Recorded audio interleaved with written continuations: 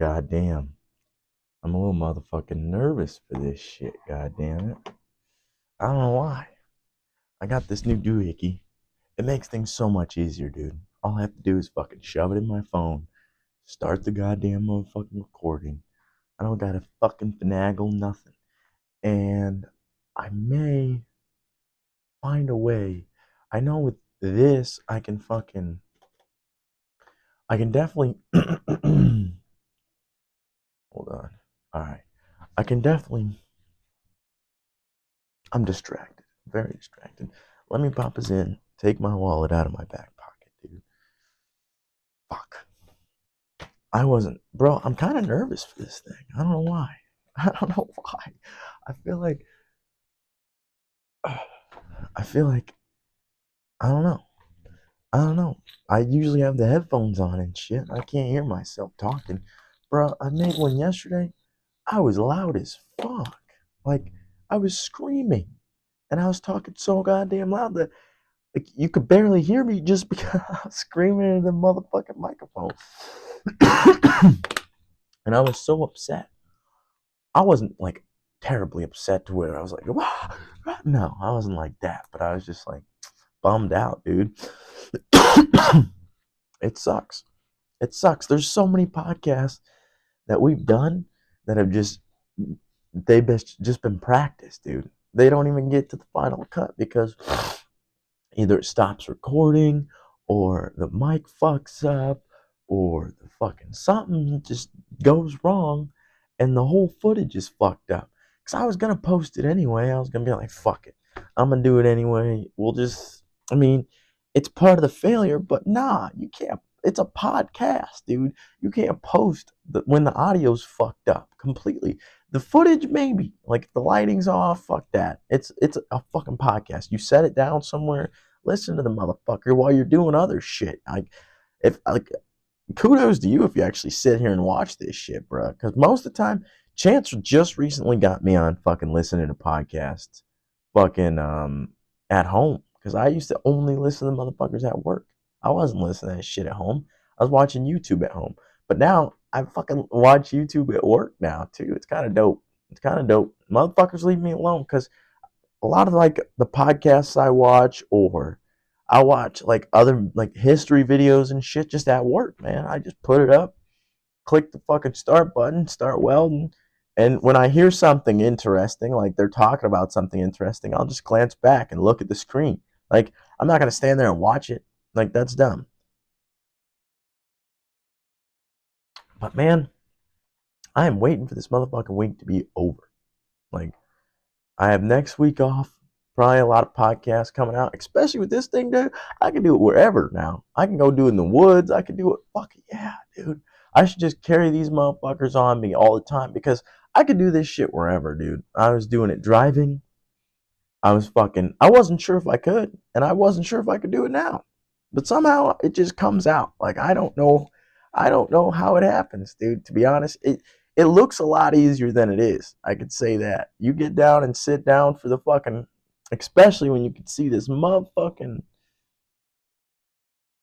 there. When you can see the time, it fucks you up. And my ugly ass, I suppose. But you put it in there, everything's fine.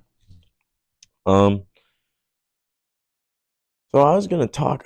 I guess I did talk about it, but it's all gone. So I'll just fucking talk about what I talked about, and then we can get moving on to other subjects. Okay. So I was gonna make a podcast yesterday about like how our generation is soft as fuck. Like that's just the simple way to put it, dude. Like we're soft as hell. We complain about every goddamn thing, and I think that's what happened last. Like that's what's happened is we started talking about things more and we've gotten more words for things and like anxiety, depression, PTSD. We've got all these words and these disorders and all this shit now. Problem is we use it as an escape or an excuse not to do more. You know what I'm saying? Like we stop at the bare minimum. And I was thinking about that on the ride over here from work. I was like, dude, I'm sitting here complaining about all the responsibility I got, which in reality, it's not really that much responsibility. Like, I have to go to work just because I have a bunch of bills, but that's one responsibility, basically, is going to work to pay bills, okay? Then what else do I have to do? Really nothing, dude. Like, that's my main thing. That's all I have, to be honest. Like, what the fuck else am I? I'm not responsible for any other people. I'm responsible for myself and what I do. If I do stupid shit, then I'm responsible. But I'm not responsible for anybody else's happiness. Like, I don't have any kids. I don't have, like, a significant other. I don't have any of that shit. So I'm just, like, free balling out here. And what's funny about that is I was stressing about how much responsibility I had. In reality, I have barely any. I don't have any responsibility. Not yet, dude. So if I'm stressing now, I better get my shit together and figure it out, dude, because there's a lot more responsibility to come. I was going to take the Zen container from the screen, but in my brain, it kind of bothers me that something's in front of the phone, though. I don't know why. See, I'm autistic as shit. I could see the time I'm bothered. I could fucking not see the time I'm bothered. No, I don't know, man. But that's essentially my point is our generation whines about everything. And so, like, what I had talked about yesterday was my last weekend, Saturday, Sunday, I went and helped my dad and my grandpa split wood all weekend, right? It was from like, I'd say 10 o'clock in the morning to fucking 4 o'clock at night. We were splitting wood, cutting them, and we were fucking loading them up in trucks, and we were fucking making piles at my dad's house. We were just doing all that shit. The next day after Saturday, like, I was a little sore. My dad was pretty sore. I asked my grandpa, "Does your back hurt?" He's like, "No." Mind you, my grandpa is 70 something years old. Motherfucker has cancer. And this motherfucker, I've never heard him complain about a single fucking thing. I realized that yesterday. I've never heard my grandpa complain about a fucking thing. It doesn't matter what's going on in that man's life. I've never heard him talk about it, whine about it, none of that shit. Like, oh, I got this bill going on. Oh, I got to do this. Oh, I got to do that. He never says a motherfucking word. That motherfucker just does it. And that's pretty badass. That's like my main point is that old generation, they never, like, they didn't have words for depression. They didn't have words for anxiety. They didn't have words for all this shit. Like I've said it before, I thought it was fake because my dad, like, his generation just didn't have these words, dude. And he's a realist. Like, he's like, all right, this life sucks, dude. You're just gonna have to figure it out. And we our generation gets caught up in the mental factor of things. I think we get caught up in our own heads, probably because we're always looking at ourselves, and we're always taking pictures of ourselves and talking about ourselves. We're weird. We're a weird ass generation, dude. We're so self absorbed. It's kind of disgusting. I used to be a lot more self absorbed than I am now, and I could probably go in that direction more to where I'm less self absorbed, and I think I will as time goes on, obviously, because I got more growing to do. But, like, our generation is just always worried about what's good for themselves. And it's kind of weird. And, like, we're so worried about ourselves. That's the thing. Okay, so there's this thing I was listening to a Jordan Peterson podcast, right? And I got this shit up just in case I want to Google some shit, so I don't want it to go to sleep on me. But Jordan Peterson was essentially talking about how if somebody's socially anxious, if you tell them not to worry about it and, like, go and talk to people, that's not going to work. So what you tell them is to pick, like, two people out of the party and just acquaint with them and make yourself know. Don't focus on the whole party.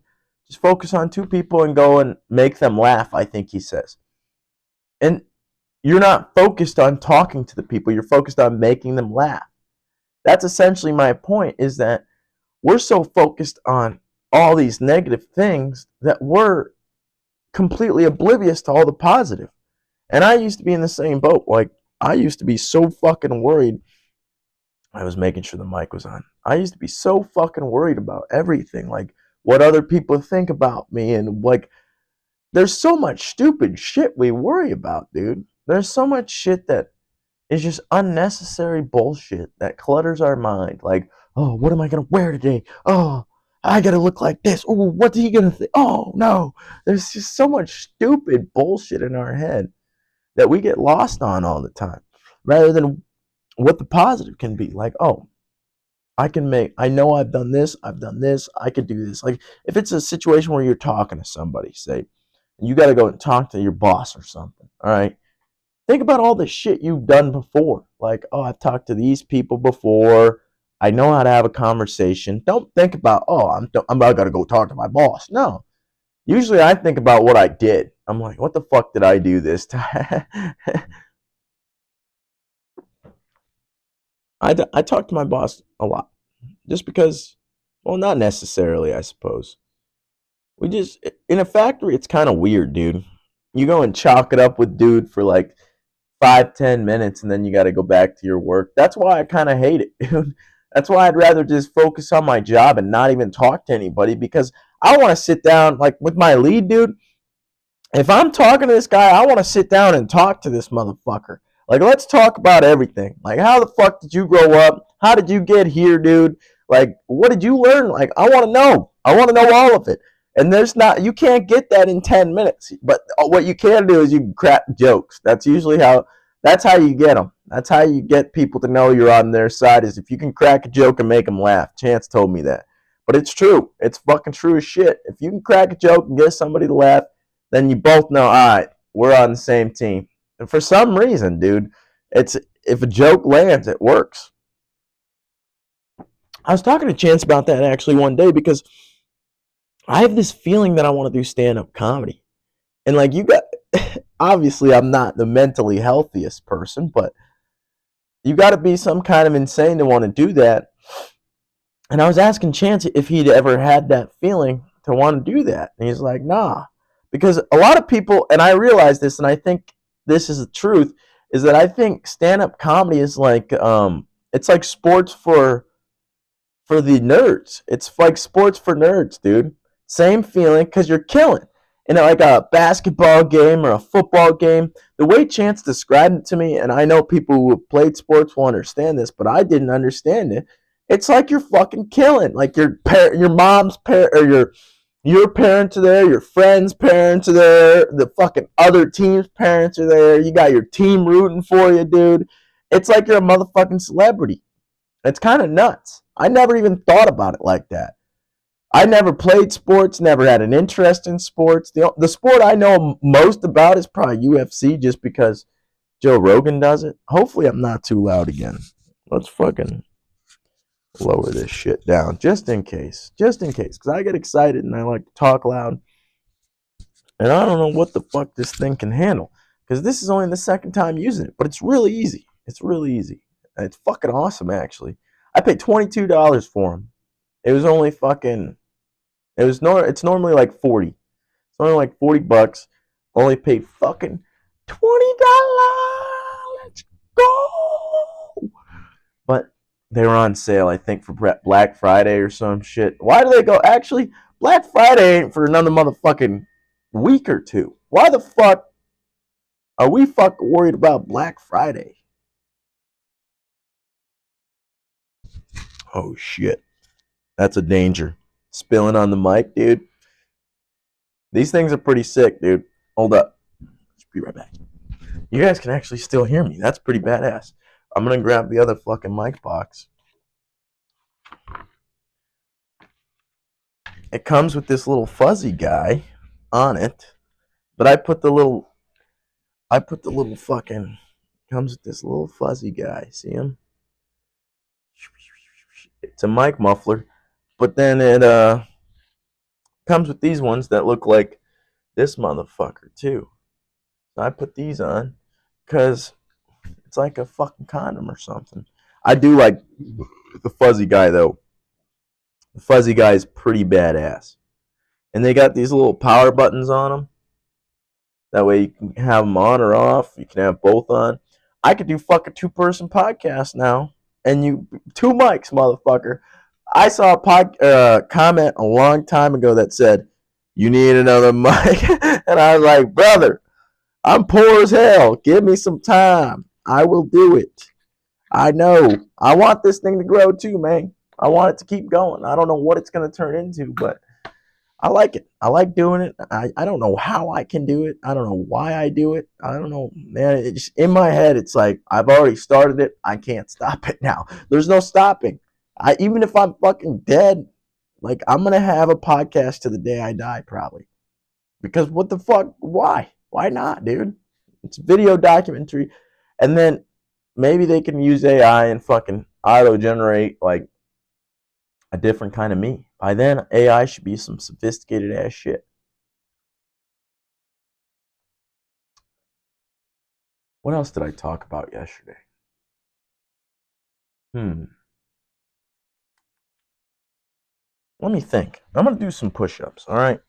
Don't judge me for this, but I need to do some push-ups. I hurt my hand today at work. I gotta get my brain a little fired up, if you know what I'm fucking saying, because it gets fired up at work, but it always calms down. And that's why I like to go to the gym. I usually like to hit a fucking podcast after the gym. That's like the best time, dude. Hit a fucking podcast. You've already worked your ass out. You're feeling fucking pumped up and ready to go, dude. The gym makes you feel so good. I don't know why more people don't fucking go. I know it's hard. That's what I was fucking talking about. I got sidetracked. Like, we've gotten so soft. And that old generation, they're fucking hard as shit.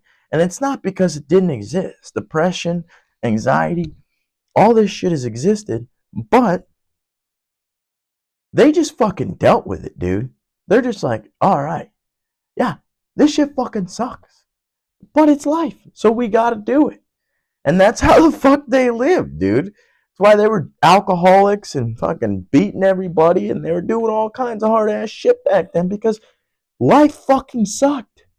And now we've gotten so fucking soft that our brain's creating a problem. It's creating ourselves into these fucking sucky situations, probably from a lack of information, to be honest, because that's what helps me out of it. Like knowing history, knowing like how bad it is in other countries, knowing how bad it can be here.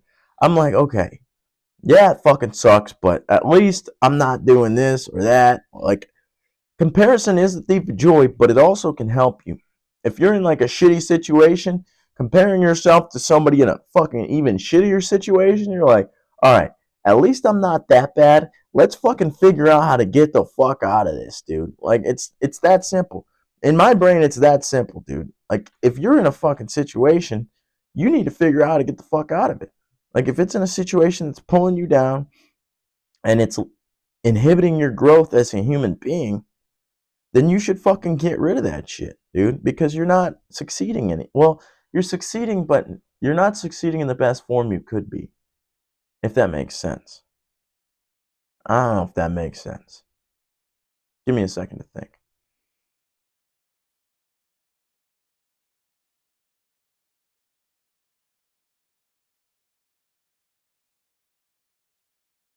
Yeah, I think that we just need to get like mentally tougher. We need to like this is why I always say this is to work on your mind, your body, and your spirit is because our body is it's not just one thing. It's like everything, dude.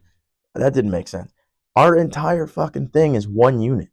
It's one fucking unit. Yeah, there's the mind, the body, and the spirit, but it's one unit facilitating that. And so you need to work on this unit as if it's that's as if it is because most people only work on one part. Most people are okay, they got a night they're working on their career and they're going to be financially well off. Well, what about your happiness? What about your physical health? What about your mental health? What about all that other shit? You're just going to have money? That's it? That's going to make you okay, that's just going to solve all it. No. That's not how it fucking works. You need to work on every fucking aspect of your life to get this shit together. And that's the way I've been trying to live my life the past few years is because I was only working on certain aspects of myself and trying to figure out how to get money. But you can't figure out how to get money without also figuring out your mental health and figuring out your physical health and figuring out, well, you got to figure out skills that are going to lead you, and not just skills that are fucking like, oh, I'm going to be a doctor because they make a lot of money. No, because I'm not going to be happy being a doctor. I don't fucking know what I want to do yet. That's why I like doing this, because I don't have to be a certain thing. I can fucking go and learn. I go to work. I fucking come here. I talk about bullshit, and that's it. Like, and I try to make this thing not about me, because at the end of the day, it's really not. Like, Jesus. One day when I have enough like people that want to come on, that's my vision at least. It's not going to be me anymore. Like, it's just me right now, and that's what another thing I've realized that over the past few days is that, well, I've realized I've known it my entire life. And my brain likes to go back into it when like shit goes down or some shit happens. Like, me and Blair were supposed to do a podcast the other day. He got busy, and I'm like, God damn. I was upset, disappointed. He didn't like, but I wasn't disappointed in Blair. Obviously, it's like people have lives, and that's like why I've always secluded myself and just been alone, is because everybody else is doing their own shit, and I'm trying to focus on what the fuck I want to do. And I've tried to get people in, like Chance and Blair and all these other people I've had on, to share the same vision, and I know they won't. I understand that now. Like, you can't get other people to have your vision. You have the vision. And so you have to fucking figure out how to create that shit. You can get advice from other people, and you could talk to others, and like that's the thing. Like, I'm grateful for Chance, and I'm grateful for all these people that come on, because they help me, dude. They're helping me. Like, if they don't realize it, they don't understand that they're helping me. Like, I'm not just doing this, but I'm having a conversation. I'm learning from them, and I'm becoming a better person by taking in this person's perspective. Because my brain was just so shrunken down as a kid. It was like a tiny perspective that, like, oh, it's just me, and I'm the only thing that matters, and that's it. But talking to other people and gaining perspective, it created my mind to be open, and I can be honest, and I can just share how the fuck I feel, because I'm not worried about what the fuck other people think. I don't really give a shit. I never really have. Like, I've always fucked around, done my own thing regardless. And that's why it doesn't really phase me to post shit on here. Like, fucking, who cares who? I don't care who watches this shit. Like, watch it. I don't care. What are you gonna do to me? Like, I'm not doing anything. I'm just sitting here having a conversation, talking about things I know about, trying to figure out things I don't know. Like, that's all this thing is to me. Like, it's a learning experience. It's teaching me, really, even when I'm by myself, it's teaching me how to formulate my thoughts better and to make them come out smoother. That way, when I talk to other people, it's not like I'm like, it feels like a lot of people are talking about themselves a lot. Like, I talk about myself a lot, and that's really the only like perspective you have, to be honest, is your own perspective. But with this thing, I could just talk. I'm not really talking. I'm trying to talk about myself. Yeah, I talk through my own experience because that's all I have. But and through that, when I talk to other people, I like to listen more. After doing this, like doing it by myself, I'm like, okay, I've already talked. Like, I've said everything I need to say. And whoever listens to this shit listens to this shit. And now I can listen to other people talk. Like, I feel like I need a solo podcast before I do. Before I do, like, other people on. Like, when I talk to Blair, when I talk to Chance, I feel like I gotta do this shit because I just have so much in my brain all the time. I just need to spill it out, and then I can listen to other shit come in, and then I can fucking bounce it back to them, and I can have a better conversation. I feel like this is a good learning experience to me, for me. This is my first beer. Okay, I just got home from work. It's only 4:11. We're at 24 minutes. I'm one ugly motherfucker. Nah. All right. What else do we talk about? What was I talking about before?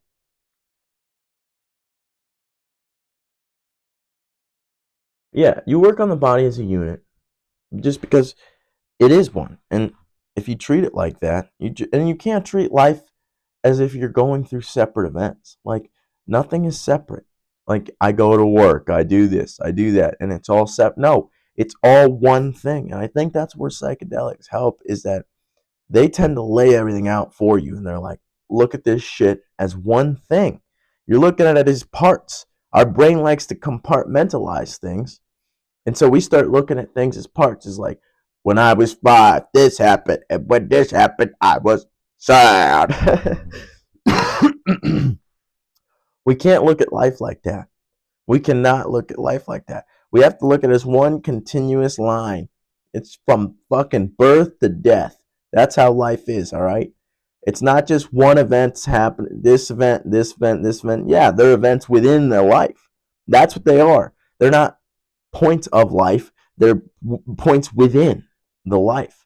And you can't, like, it's good to recall memories and have good experiences and talk to people about them, but when you get caught up on all the negative stuff, like, you're not helping anybody. You're not helping yourself, you're not helping others. So why would you even waste your time? And I know it's easier said than done not to fucking get caught up on the negative shit. I do it all the time, dude. I get caught up on negative bullshit all the time, and I'm like, every time I fucking calm myself down in my head, I'm like, what the fuck was I even mad about? Or what was I stressing about? It's stupid. We get stressed over stupid ass bullshit all the time.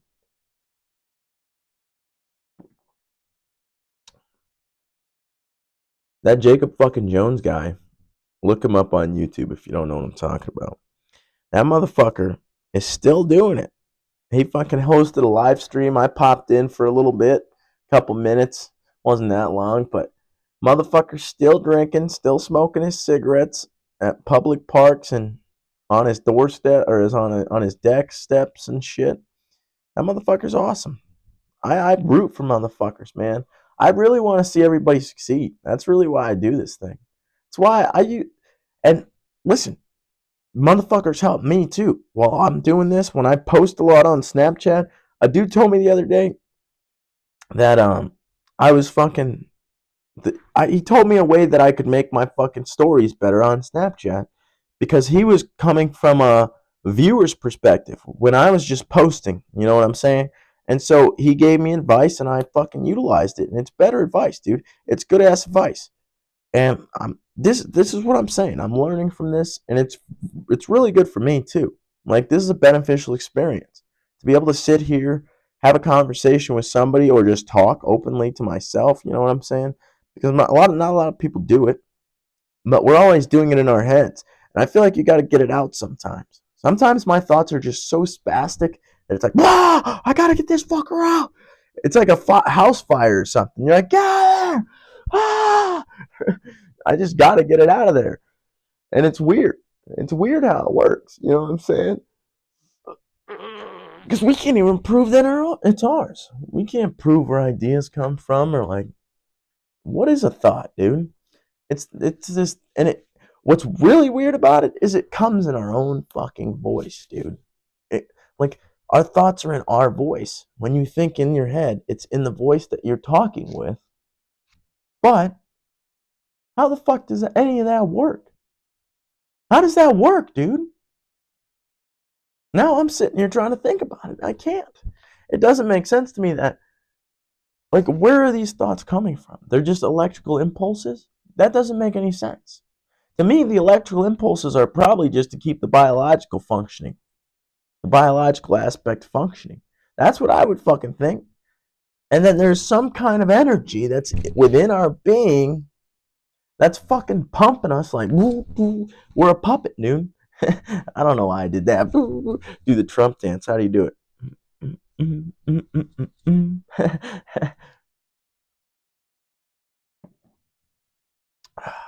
I don't even know what else to talk about, to be honest.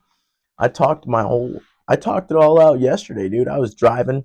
I was unsure if I was going to be able to do a podcast while driving, but I propped the phone up. It worked. I just focused on, like, driving, and I looked at the camera every once in a while, but I wasn't, like, being all crazy about it. But I think this is going to be awesome. This is going to change things. And I think if I get a camera holder for my phone, like a phone holder, tripod, that's what it's called, then I think things will get even better. I think I just will use my phone for a while. Because I don't, chances trying to get this clunky ass thing to work, this computer. It's kind of locked us out because we reset it. And this computer works way better anyway, and he's going to take it with. It's got 3 fans, well, 4 fans. 3 of them just have lights on them. Like $500. Chances is a smart guy. He's a real smart guy. I haven't really talked to him the past few days because I've been tired of shit. I just come home fucking. I don't talk to shit. I just go on my phone. Most of the time, I'm just trying to digest food before I go to bed, so I just lay on the couch and scroll Twitter like a demon, and then I fucking go to bed. Which I had a dream last night that me and Chance got arrested, and it was a really weird dream. He goes, we got arrested. Then it skipped to like us in the jail cell, but the jail cell looked like a regular room for some reason. And it had like a bathroom. And my dad was cleaning the bathroom for some reason. Because like that's what like tipped me off to my dad's here. Because like I started hearing a Slovakian accent. And then I fucking looked over and I'm like, holy shit, my dad's in the jail cleaning the bathroom? And I thought it was like some 007 shit. My dad came into the jail to break me out or some shit. But then I fucking get into the bathroom. My dad's in there, and there's 2 other people in there. And then I just wake up. And I'm like, what the fuck? And somehow me and Chance snuck our Benjamins into the fucking jail. And we were ripping them like, which I would never do in person or in real life, dude. That's how I knew it was a dream, because I started thinking about it at work, and I'm like, was that a dream or was that real? I would never sneak a fucking Benjamin into the goddamn jail, dude. That's a felony. That is a fat felony. If you try to sneak contraband into the fucking jail, dude, you're fucked. You are fucked. If you have something, you better tell the motherfuckers. If you get caught up, you have something on you, you're just better off telling the motherfucker. If they search your vehicle, you lie to them, do any of that shit, they're gonna fuck you up, dude. I've been through that multiple times. Motherfuckers always say, why do you just tell them? Because if they say they smell shit, that means they're going to get me out of the motherfucking car. They're going to fucking open the door. They're going to fucking pull me out. They're going to search my vehicle. There's no fucking, oh, no. Nope, it's not, doesn't work because it smells. Nope, smell doesn't count. No, there's no arguing with the fucking officer on the side of the road, because that motherfucker doesn't give a shit. The officer does not give a fuck about your argument. Not on the side of the road. That motherfucker's just there to get a fucking paycheck, and that's it. A lot of them are good. I'm not down on officers. But that's like the reality of the situation. I could have a gun. I could have a fucking knife. I could have a bunch of shit. I could have fucking fentanyl and go overdose. There's a lot of things officers run into. So they got to be ready for anything. They're not playing these games on the side of the road where you say this, I say that. No. When you're on the side of the road, dude, and they pull you over, you're under their authority immediately. So if they say they smell something, then they want you fucking tell them or want you to get out of the vehicle, there's no argument. There's no like, nah, I'm not doing it. No, because then you're resisting, and they're going to get you for resisting. And then they're going to get you for other shit because you're going to be like, I'm not resisting. I watch cop videos, dude. I know what the fuck goes down. They're going to be yelling and screaming about not resisting when they are resisting, because they don't know what resisting is. If you pull away from an officer, or you are fucking fighting them in any manner, like telling them, no, I'm not going to identify myself, which is you have to identify yourself, because either you identify yourself or you go to the fucking jail cell, they take your fingerprints and figure out who the fuck you are. And you don't want to do that either. So you better fucking take your ID out. You better give it to the motherfucking police officer. But listen, they're dealing with a lot of shit on the side of the road. They don't have time for that arguing bullshit. And that's why I don't like it. That's why when I get caught up, dude, I'm just like, all right, like, what else am I going to do? I got the consequences of my actions. Like, I did something dumb, and if I'm dumb enough to get caught up for it, then I should pay the consequences, right? Like, I'm not going to fight a fucking officer because he is doing his job at arresting me. You're doing a good job, officer. I'm going to make it harder. What the fuck are we talking about? He's just doing his part of the system. That's what the thing is. People look at police officers as one thing. They're it's a job. And they're part of a motherfucking system. It's the justice system. And you gotta do the fucking parts of the system, and then you get arrested, you go to court, you try to fight your fucking case with a lawyer. That's how the justice system worked. I see a lot of fucking cop videos of people just yelling at the cops, screaming on the side of the road, doing stupid shit, saying no to identifying themselves. Like, why do you gotta make it so motherfucking hard on these people? They don't want to fucking be there either, dude. They're pulling some retard over for speeding or smoking weed while they're driving. They don't want to fucking be there either, but they have to because it's their job. It's their fucking job. And yeah, there's some bad apples, which in those jobs you don't want bad apples. It's just like a doctor. You don't want a fucking bad apple. I saw this one.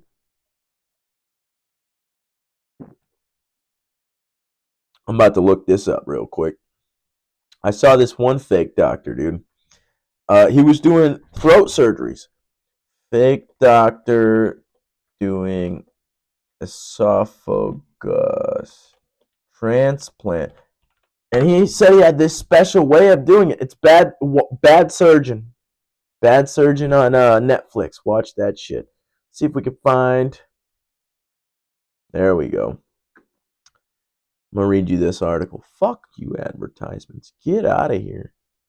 Scientific pioneer, superstar surgeon, miracle worker. That's how Paolo Maccarani was known for several years. Dressed in a white lab coat or in surgical scrubs, with his broad, handsome face and easy charm, he certainly looked the part and fooled almost everyone. Maccarani shot to prominence back in 2008 when he created a new airway for Claudia Castillo, a young woman from Barcelona. He did this by chemically stripping away the cells of a windpipe taken from a deceased donor. He then seeded the bare scalpel with stem cells taken from Castillo's own bone marrow. Castillo was soon back home, chasing after her kids, according to Maccarani and his colleagues. Her artificial organ was well on the way to looking and functioning like a natural one. And because it was built from Castillo's own cells, she didn't need to be on any risky immunosuppressant drugs. This was Maccarani's first big success. Countless news stories declared it. Hold on. Career Sword, Turning the Dream, yes. In January 2016, Maccarani received an extraordinary double dose of bad press. First was a Vanity Fair article about his affair with Benita Alexander, an award-winning producer for NBC News. She met Maccarani while producing A Leap of Faith and was soon breaking one of the cardinal rules of journalism: don't fall in love with the subject of your story. By the time the program aired in mid-2014, the couple were planning their marriage. It would be a star-studded event. What is all this nonsense I'm reading, dude? Get to the fucking medicine practice. Why am I reading about these fucking people being stupid? This Maccarani's fame had won him well-placed backers. These included Harriet Wahlberg, who was the vice chancellor of the Karolinska Institute in 2010. When Maccarani was recruited, she pushed through his appointment despite the fact that he had some very negative references and dubious claims on his resume. This set a dangerous example. It showed department heads and colleagues that they should give Maccarani special treatment. He could do pretty much as he pleased. In the first couple of years at Karolinska, he put plastic airways into 3 patients. Hold on. Let me go back. Face. I guess we're going to have to read the nonsense. The answer came only a couple weeks later. God damn it. We got to read this nonsense. I'm sorry. Fell in love with this motherfucker. As the big day approached, Alexander saw these plans unravel and finally realized that her lover had lied about almost everything: the Pope, the palace, the world leaders, the famous tenor. Oh, yeah, he had been with this chick and he lied to her about everything. I forgot about that. The whole idea of a wedding. Macron was still married to his wife of 30 years. Oh, yeah, he was married and had this side biddy that he was talking up and shit did not go well over for him. Many sought the opinion of the Harvard professor, diagnosed at distance. He's a con man, bright, Burning question. Right path of liar in there. What about? Oh yeah, which left a big burning question in the air. If Macaroni was a pathological liar in his matters of love, what about his medical research? Was he conning his patients, his colleagues, and the scientific community? Called Experimenten, it argued convincingly that Macaroni's artificial windpipes were not the life-saving wonders we'd all been led to believe. On the contrary, they seemed to do more harm than good, something that Macaroni had for years concealed or downplayed in his scientific articles, press releases, and interviews.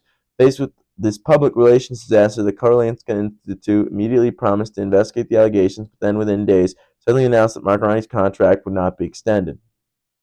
Macaroni's fall was swift but troubling. Question remains about why he was allowed to continue his experiments for so long. Some answers have emerged from the official inquiries into the Karolinska Institute and the Karolinska University Hospital. They identified many problems with the way the twins' organizations handled him. Macaroni's fame had won him well-placed backers. These included Harriet Wahlberg, who was the vice chancellor. That's what we read. This set a dangerous example. It showed department heads and colleagues that they should give Macaroni special treatment. He could do pretty much as he pleased. In the first couple of years as Karolinska, he put plastic airways into 3 patients. Since this was radically new, Macaroni and his colleagues should have tested it on animals first. They did not. That's essentially my point. There's bad apples everywhere, unfortunately. But you don't want them in the police department. I'm going to end this thing. I love you guys. Bye.